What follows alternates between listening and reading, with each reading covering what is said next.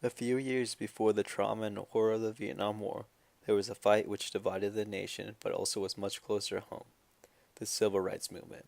One of the key aspects of this movement was the push for the voting rights of blacks. Back then, as we can painfully remember, African Americans suffered restrictions on their ability to vote and often could not vote altogether.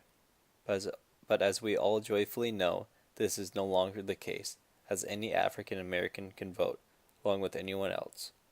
Or can they? Does everyone get a vote? Does everyone have a voice in politics? Do some have a voice louder than others?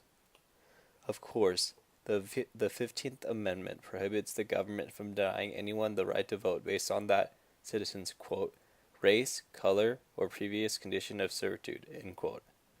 But many would say that the rich can buy elections, laws, and politicians. Whether it be through ads, lobbyists, or campaign donations, the wealthy have exponentially more votes than the poor. This argument is fallacious, as it ignores the fact that even those in poverty can vote, organize their own protests, and write to their representatives. Further, there are powerful organizations such as the Southern Poverty Law Center, NAACP, and the Human Rights Campaign, which fight for the poor and middle class.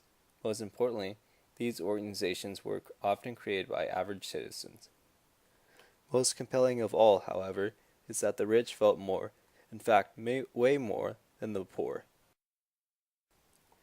According to Politico, in the 2012 election, 80.2% of those making more than $150,000 voted, while only 46.9% of those making less than $10,000 voted.